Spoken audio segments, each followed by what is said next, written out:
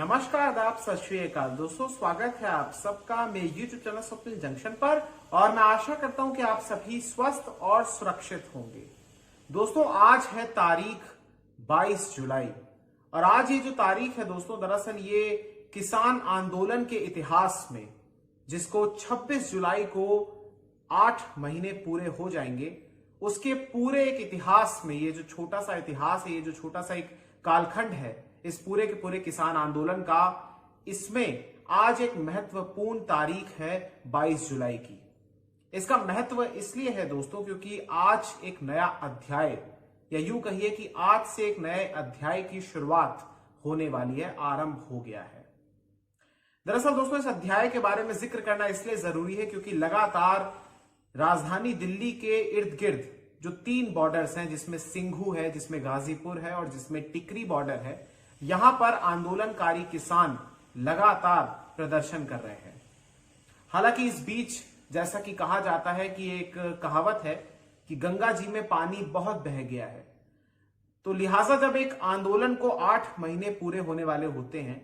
यानी करीब 250 दिन होने वाले होते हैं, तो फिर उस दौरान रोजाना कोई ना कोई ऐसी घटना जरूर होती है जिससे कभी ना कभी किसानों का मोराल हाई हुआ होगा, कभी ना कभी किसान आंदोलन को एक झटका भी पहुंचा होगा, कभी ना कभी इसकी पवित्रता को भी दाग लगा होगा, कभी ना कभी ऐसा भी हुआ होगा कि लोग इसके समर्थन में आए होंगे, जन समर्थन इसे प्राप्त हुआ था, कभी ना कभी यह भी हुआ होगा कि इसे जन विरोध का भी, स्थानीय लोगों के विरोध का भी सामना करना पड़ा होगा। इसलिए आज की इस वीडियो में दोस्तों आपको पूरी की पूरी जानकारी दूं इस महत्वपूर्ण घटना के बारे में, लेकिन उससे पहले आपको थोड़ी सी पृष्ठभूमि आपको बताना चाहूंगा और आपको यह भी बताना चाहूंगा, आपको फ्लैशबैक में लेकर जाना चाहूंगा कि आखिर इस पूरे के पूरे 8 महीने जो होने वाले हैं, इस दौरान बड़ी बड़ी बातें क्या हुई। तो चलिए सबसे पहले दोस्तों फ्लैशबैक पर लेकर चलना चाहूंगा, फिर आपको ये जो महत्वपूर्ण खबर आई है इससे आपको परिचित करवाना चाहूंगा। तो दोस्तों सबसे पहले ये फ्लैशबैक की शुरुआत होती है, यानी इसमें आपको मैं लेकर चलना चाहूंगा पिछले बरस, जब ये कानून आए और इन कानूनों को संसद से पास कराया गया। और उसके बाद दोस्तों लगातार पहले पंजाब में और फिर हरियाणा में और फिर धीरे धीरे, यानी 26 नवंबर 2020 से ये जो पूरा का पूरा प्रदर्शन है, ये जो पूरा का पूरा आंदोलन है, ये राजधानी दिल्ली के चारों तरफ आ गया। अब इसमें महत्वपूर्ण तारीख 26 नवंबर से पहले की एक है दोस्तों 14 अक्टूबर। 14 अक्टूबर को पहली बार किसानों और सरकार के बीच वार्ता हुई। 13 नवंबर को इसके बाद दूसरे दौर की वार्ता हुई। इसके बाद जैसा कि मैंने आपको बताया कि 26 नवंबर को किसान कूच कर गए दिल्ली की तरफ, जहां पर आपको पता ही होगा कि किस तरीके से जब वो पंजाब से निकले थे तो हाईवेज को बंद किया गया, सड़कें खोद दी गई थी, तमाम चीजें, तमाम रुकावटें उनके रास्ते में डाली गई थी। लेकिन तमाम रुकावटों को, तमाम बाधाओं को पार करते हुए वो पहुंच गए थे दिल्ली के सीमाओं पर, दिल्ली के बॉर्डर्स पर। और उसके बाद दोस्तों फिर 1 दिसंबर को तीसरे दौर की वार्ता होती है। इसके बाद 3 दिसंबर को चौथे दौर की वार्ता होती है। 5 दिसंबर को 5वें दौर की वार्ता होती है। 30 दिसंबर को 6ठे दौर की वार्ता होती है, जिसमें एक महत्वपूर्ण एक प्रकार से निर्णय लिया जाता है। इससे पहले जो 5 दौर की वार्ताएं हुई थी वो बेनतीजा थी, उनमें कोई भी परिणाम नहीं निकला था। 30 दिसंबर को दोस्तों जो वार्ता होती है उसमें पराली और बिजली कानून को लेकर एक सहमति बनाई जाती है, लेकिन जो कृषि कानून है, जिसको लेकर मुख्य रूप से किसानों का विरोध है, उसको लेकर कोई भी बड़ी चर्चा या कोई भी बड़ा निर्णय नहीं लिया जाता है। इसके बाद दोस्तों 1 जनवरी को भी बैठक होती है और यह 7वें दौर की बैठक होती है, जो कि 2021 साल का पहला दिन था। इसके बाद 8 जनवरी को होती है बैठक, जो कि 8वें दौर की थी। फिर 15 जनवरी को होती है। 21 जनवरी को भी एक बैठक होती है जो दोस्तों, जो कि 10वें दौर की बैठक थी। और इसमें एक फैसला लिया गया कि ये सरकार की ओर से दरअसल इसमें प्रस्ताव दिया गया कि हम इन कृषि कानूनों को 1.5 साल के लिए, यानी 1.5 ईयर्स के लिए, 18 महीनों के लिए हम इन कानूनों को स्थगित कर सकते हैं, इन्हें टाल सकते हैं इनका अमल। तो इसलिए इसका प्रस्ताव रखा गया। और इसके बाद 22 जनवरी को 11वें दौर की बैठक हुई। और जो 22 जनवरी को 11वें दौर की बैठक हुई थी दोस्तों, उसमें भी कोई निर्णय नहीं निकला था। हालांकि ये जो मैंने आपको एक फ्लैशबैक में तमाम ये क्रोनोलॉजी समझाई है, ये जो तमाम बड़ी बड़ी घटनाएं हुई हैं उसके बारे में मैंने आपको बताया, इसमें भी कुछ बातें रह गई हैं दोस्तों, वो भी आप जान लीजिए क्योंकि 22 जनवरी को आखिरी बार यह बैठक हुई थी, 11वें दौर की वो बैठक थी और उसमें भी कोई निर्णय नहीं निकला था। लेकिन इस बीच दोस्तों मैं आपको बताना चाहूंगा कि प्रधानमंत्री मोदी की कच्छ में, आपको याद होगा कि उन्होंने एक किसानों के एक मंडल से, एक प्रतिनिधि मंडल से कहिए, यूं कहिए एक कुछ किसानों के एक समूह से एक बात की थी। और इसके अलावा उन्होंने मध्य प्रदेश के किसानों को भी संबोधित किया था। देश के अलग अलग हिस्सों में उन्होंने अपनी एक प्रकार से जो वर्चुअल तरीके से उन्होंने अलग अलग हिस्सों के किसानों को संबोधित करने का प्रयास किया था, लेकिन उसमें पंजाब के किसानों का जिक्र नहीं था, उसमें आंदोलनकारी किसानों का जिक्र नहीं था। हालांकि प्रधानमंत्री की ये रणनीति थी, ये स्ट्रेटेजी थी कि वो उन किसानों को संबोधित करें जहां पर आंदोलन नहीं हो रहा है, यानी उन राज्यों को या उन राज्यों के किसानों को संबोधित करें जहां पर व्यापक तौर पर यह आंदोलन नहीं हो रहा है। लेकिन उन्होंने पंजाब और हरियाणा से, जहां पर मुख्य रूप से यह आंदोलन मजबूत हो रहा था, अपनी नींव को मजबूत कर रहा था, जहां से ये आगे बढ़ा, उस तबके को या उस हिस्से के किसानों को इन्होंने संबोधित नहीं किया था। इसके अलावा दोस्तों आपको याद होगा कि 12 जनवरी को सुप्रीम कोर्ट में यह बात कही गई थी कि दरअसल सुप्रीम कोर्ट ने आदेश दिया था कि इन कानूनों पर इनके अमल पर रोक लगाई जाए। और साथ ही साथ उन्होंने 4 सदस्यीय एक कमेटी का भी गठन किया था, जिसमें एक सदस्य ने बाद में उसमें से इस्तीफा दे दिया था और उन्हें 2 महीने के भीतर अपनी रिपोर्ट सौंपने को कहा गया था। इसके अलावा दोस्तों फिर इसके बाद एक महत्वपूर्ण घटना, या यूं कहिए एक ऐसी घटना हुई जो वाकई में शर्मनाक थी, जिसने देश की छवि को बहुत ज्यादा नुकसान पहुंचाया। और आप समझ ही गए होंगे कि मैं किस घटना का जिक्र कर रहा हूं, जिसने किसान आंदोलन को भी एक प्रकार से नुकसान पहुंचाया। और वहां से कहीं ना कहीं किसान आंदोलन की जो एकता थी, हालांकि किसानों और मजदूरों के बीच जो एकता है उसमें अभी डेंट नहीं आया है या वो टूटी नहीं है, लेकिन उस दौर में जब वो 26 जनवरी की घटना हुई, लाल किले पर हिंसा हुई, दिल्ली में जिस प्रकार से वो एक हुड़दंग हुआ, जो उपद्रव हुआ, उसने एक प्रकार से किसानों की एकता को डेंट जरूर पहुंचाया। और कहीं ना कहीं संयुक्त किसान मोर्चा जो इस पूरे के पूरे आंदोलन का अगुवा था, जो इसकी अगुवाई कर रहा था, कहीं ना कहीं वहां से पूरा का पूरा फोकस शिफ्ट हो गया और उसमें एक छोटा सा लेकिन प्रभावशाली एक डेंट आया और फिर कहीं ना कहीं सारा का सारा फोकस राकेश टिकैत पर चला गया।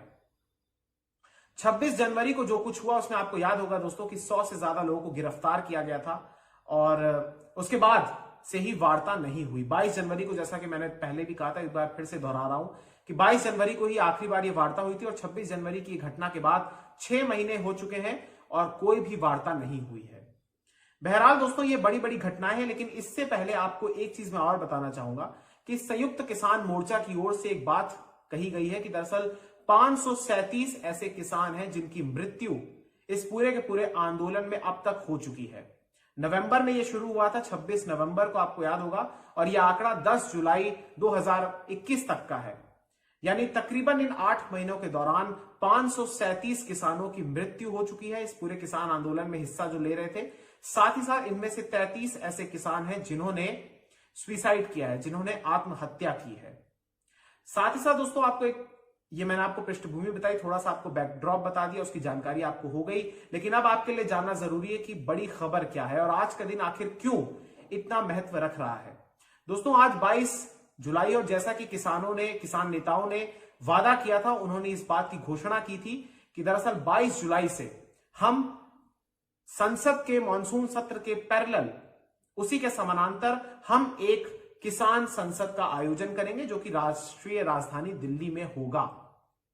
और अपने वादे पर उन्होंने अमल करते हुए, जो ऐसा उन्होंने कहा था, जैसी उन्होंने घोषणा की थी, उन्होंने आज ये किसान संसद शुरू कर दी है। अब इसको लेकर आपके लिए जानना जरूरी है कुछ महत्वपूर्ण बातें दोस्तों। दरअसल दोस्तों इसको लेकर दिल्ली पुलिस और किसान नेताओं के बीच काफी ज्यादा माथापच्ची का दौर चल रहा था, बैठकों का दौर चल रहा था।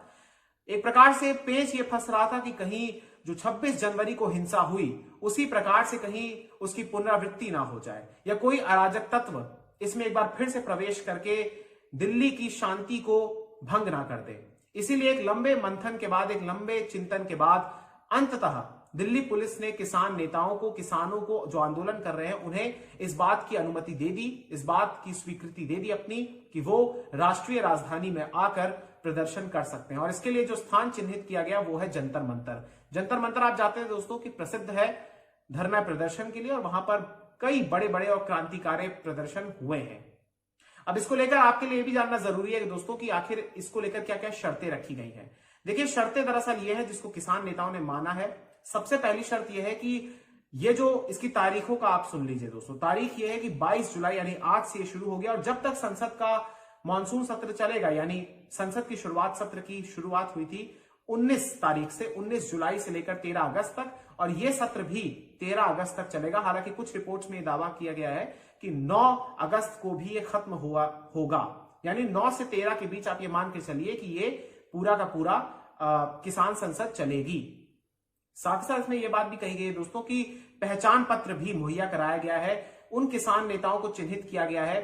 आइडेंटिटी कार्ड उन्हें दिए गए हैं जो यहां पर प्रदर्शन करने के लिए आएंगे, जो अपने किसान संसद में हिस्सा लेंगे दिल्ली पुलिस की ओर से। साथ ही साथ 5 बसों का निर्धारण भी किया गया है और 5 बसों में ही रोजाना 40 लोग एक बस में बैठकर आएंगे। तो 40 को अगर आप 5 से गुणा करेंगे तो ये तकरीबन 200 बैठता है, यानी 200 जो किसान हैं वो आएंगे रोजाना, इनके जत्थे आएंगे और 5-5 के जत्थों में इनको डिवाइड किया गया और हर एक जत्थे में एक लीडर होगा जो कि जिम्मेदार होगा, जो मॉनिटर होगा एक प्रकार से कि अगर कोई भी अराजक घटना या कोई भी ऐसी घटना होती है एक प्रकार से, तो उसके लिए सारी की सारी जिम्मेदारी, रिस्पॉन्सिबिलिटी उसी मॉनिटर की होगी, उसी शख्स की होगी जो कि उस जत्थे का एक प्रकार से प्रधान होगा। साथ ही साथ इसमें यह बात भी कही गई है दोस्तों, इसका टाइम जो निर्धारित किया गया है, यानी जो इसकी समय सीमा रखी गई है वो रखी गई है सुबह 11 बजे से लेकर शाम 5 बजे तक की, और इसी दरमियान ये तमाम लोग प्रदर्शन वहां पर करेंगे, वहां पर अपनी संसद चलाएंगे। और उसमें यह कहा गया दोस्तों किसान नेताओं की ओर से कि जिस प्रकार से संसद का जो सत्र चलता है उसी प्रकार से ये भी उसी के समानांतर चलाएंगे। यहां पर बहस होगी, यहां पर भी बैठकें होंगी, यहां पर चर्चा परिचर्चा होगी और यहां पर इस बात को लेकर चर्चा होगी कि किसान जिस कानूनों को लेकर विरोध कर रहे हैं, तीनों कृषि कानूनों को लेकर, उस पर यहां पर एक बृहद चर्चा होगी, आयोजित की जाएगी। इसमें कोविड के प्रोटोकॉल्स को लेकर भी बात की गई है कि तमाम किसानों को जो भी वहां पर जत्थे में मौजूद होंगे, जितने भी 200 के करीब जिनका एक प्रकार से अनुमति दी गई है, उन तमाम लोगों को कोविड के प्रोटोकॉल्स का भी पालन करना होगा, तभी वहां पर उनको मंजूरी दी गई है। जब किसान नेताओं ने इन तमाम जो शर्तें रखी थी दिल्ली पुलिस की ओर से, उस पर अपनी सहमति जताई। साथ ही साथ यह भी कहा गया कि सभी किसान, चाहे वो टिकरी बॉर्डर के हो, चाहे वो गाजीपुर के हो, चाहे वो सिंघू बॉर्डर के हो, वो तमाम किसान अपने अपने बॉर्डर से सबसे पहले जुटेंगे सिंघू बॉर्डर की ओर, और वहां से बसें चलेंगी और फिर उसके बाद ये तमाम बसें पुलिस की चेकिंग के बाद, सघन चेकिंग के बाद, ये तमाम जो है ये सब जंतर मंतर पहुंचेंगी, जो कि धरना स्थल है। साथ ही साथ दोस्तों ये बात भी कही गई कि वहां पर सीसीटीवी के द्वारा इन तमाम किसानों पर नजर रखी जाएगी और पुलिस के द्वारा, जैसा कि मैंने आपको बताया कि पहले चेकिंग की जाएगी, बस की भी चेकिंग की जाएगी, बसों की, और उसके बाद इनको प्रवेश दिया जाएगा जंतर मंतर के भीतर, और यह प्रक्रिया 13 अगस्त तक रोजाना चलेगी। अब इसको लेकर कुछ जरूरी बातें और मैं आपको बताना चाहूंगा दोस्तों कि इस पूरे के पूरे प्रदर्शन के मद्देनजर दिल्ली पुलिस ने और जीआरपी ने और साथ ही साथ तमाम जो सुरक्षा एजेंसियां हैं, उन्होंने अपने जो इंतजाम है, जो सुरक्षा के प्रबंध हैं, उनको बहुत ज्यादा पुख्ता किया है। साथ ही साथ उन्होंने जैसा कि तस्वीरें आप देख ही सकते हैं स्क्रीन पर, कि जो तमाम बॉर्डर्स हैं वहां पर बैरिकेडिंग कर दी है, वहां पर सुरक्षा के इंतजाम कड़े कर दिए। महिला पुलिस की भी, महिला सुरक्षा जवानों की भी तैनाती है और अलग अलग फोर्सेस की, जिसमें दंगा निरोधी जो दस्ता होता है, वो तमाम फोर्सेस भी इसमें सम्मिलित हैं और वो तमाम, उन पर जिम्मेदारी है कि वो दिल्ली की सुरक्षा करें और किसी भी ऐसी घटना को ना होने दे जो कि दिल्ली की शांति को भंग करे। बहरहाल ये बातें हैं दोस्तों। इसके अलावा आज की एक बात मैं और आपको बताना चाहूंगा कि आज किसानों के मुद्दे को लेकर संसद में भी बहुत ज्यादा प्रदर्शन हुआ। कांग्रेस पार्टी से शुरुआत करना चाहूंगा दोस्तों। कांग्रेस पार्टी की ओर से सबसे पहले जो महात्मा गांधी जी की जो प्रतिमा है, जो कि संसद के परिसर में स्थापित है, उसके सामने राहुल गांधी की अगुवाई में कांग्रेसी सांसदों ने वहां पर प्रदर्शन किया और किसानों का समर्थन किया। साथ ही साथ अकाली दल, शिरोमणि अकाली दल, जिसके कैबिनेट मंत्री थी, अभी आपको याद होगा कुछ ही समय पहले, हरसिमरत कौर बादल, जिन्होंने इस्तीफा दे दिया, उन्होंने भी अपने पिता के साथ, प्रकाश सिंह बादल के साथ वहां पर प्रदर्शन किया और एक तस्वीर बड़ी वायरल हुई कि उसमें नरेंद्र सिंह तोमर उनके सामने से गुजर रहे हैं। उन्होंने उनका अभिवादन किया, उनको नमस्कार किया और उसके बाद उन्होंने उनकी तरफ ये जो पूरा वो पैम्फलेट पकड़े हुए थे, उस बैनर को उन्होंने उसको दिखाया और उसमें लिखा था किसानों के समर्थन में कि आप तीनों कृषि कानूनों को वापस लें। राज्यसभा के भीतर और लोकसभा के भीतर भी आज कई बार सदन को स्थगित भी किया गया और वहां पर हंगामा किया गया कांग्रेस पार्टी की ओर से। और इसी तरीके से साथ ही साथ दोस्तों नरेंद्र सिंह तोमर जो कि देश के कृषि मंत्री हैं, उन्होंने इस बयान को दिया एक प्रकार से कि सरकार किसानों के साथ वार्ता करने को लेकर तैयार है। किसानों को स्टेप वाइज हमें अपने तमाम जो उनकी आपत्तियां हैं इस पूरे कानून को लेकर, इन कानूनों को लेकर वो हमें बतानी चाहिए। और उन्होंने ये भी कहा कि मोदी सरकार किसान हितैषी है, किसानों की हितैषी है। साथ ही साथ दोस्तों आपको मैं एक बात और बताना चाहूंगा कि एक किसान नेता ने यह बात भी कही कि दरअसल 5 सितंबर से हम यूपी में टारगेट करेंगे, यानी उत्तर प्रदेश को भी हम अपने टारगेट में लेंगे, जहां पर उनका यह लक्ष्य होगा कि भारतीय जनता पार्टी को अकेला किया जाए, उसे अलग थलग किया जाए और एक प्रकार से वहां के लोगों में, यूपी के लोगों में, चूंकि आप जानते हैं कि अगले बरस वहां पर चुनाव होने वाले हैं, तो वहां के लोगों में जागरूकता भी लाई जा सके। साथ ही साथ दोस्तों इसमें एक चीज और भी बड़ी निकलकर जो सामने आ रही है वो दरअसल ये है कि जो ये पूरा का पूरा धरना प्रदर्शन होगा, इसमें आईबी की एक इंटेलिजेंस रिपोर्ट भी सामने आई दोस्तों, जिसमें एक सिख फॉर जस्टिस, एक खालिस्तानी समर्थन वाला एक संगठन है, एक ऐसा संगठन है जो कि खालिस्तान, प्रो खालिस्तानी है। और इसके जो एक प्रकार से इसका जो नेता है, यूं कहिए इसका जो प्रमुख है, उसने कई सारे ऐसे उकसाने वाले वीडियोस और ऐसी ऑडियोज बनाई है जिसमें युवाओं को उसने भड़काने का प्रयास किया और कहा है कि आप बड़ी संख्या में पहुंचे, और तमाम वो एक प्रकार से एक टूल किट उसने उन ऑडियोज में दी है। तो सुरक्षा एजेंसियों को, जो तमाम सुरक्षा एजेंसीज हैं हमारे देश के भीतर, दिल्ली में जो वर्क कर रही हैं प्रमुख तौर पर, उन्हें आईबी का यानी इंटेलिजेंस ब्यूरो का एक इनपुट भी आया है और अलर्ट रहने को भी कह दिया है। बहरहाल दोस्तों ये बहुत सारी प्रमुख आज की घटनाएं थी और इसके जाते जाते मैं यही कहना चाहूंगा दोस्तों कि अब इसकी शुरुआत हो गई है और हालांकि अभी भी इस किसान आंदोलन की रवानगी बरकरार है, लेकिन कहीं ना कहीं जैसा कि मैंने शुरुआत में आपको बताया था कि थोड़ा सा कभी उसमें अप्स आए, कभी उसमें डाउन्स आए, लेकिन ये अभी भी चल रहा है। और किसानों के हित में सबसे बड़ी बात यह है, चूंकि किसान लगातार ये कह रहे हैं कि आप हमारे तीनों कृषि कानूनों को रद्द कीजिए और हमें एमएसपी की यानी न्यूनतम समर्थन मूल्य की गारंटी दीजिए। और किसान लगातार ये बात कह रहे हैं कि दरअसल ये जो कानून आप लेकर आए हैं, दरअसल ये है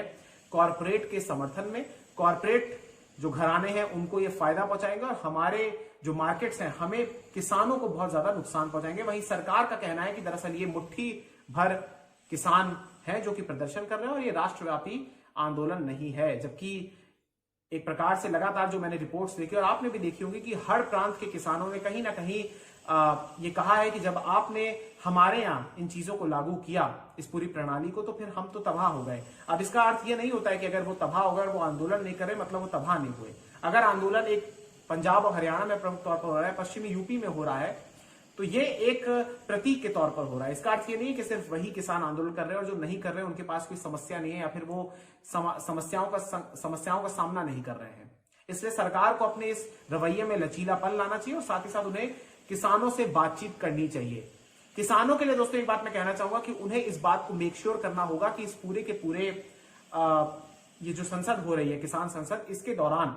किसी भी रूप में कोई भी अप्रिय घटना ना हो और शांति व्यवस्था, मैं बार बार इस टर्म का यूज कर रहा हूं, इसे कोई भी नुकसान ना पहुंचे। अगर इसको नुकसान पहुंचता है तो फिर कहीं ना कहीं किसान एक बार फिर से बैकफुट में आ सकते हैं और ये संघर्ष, इस पर फिर से दाग लग सकता है।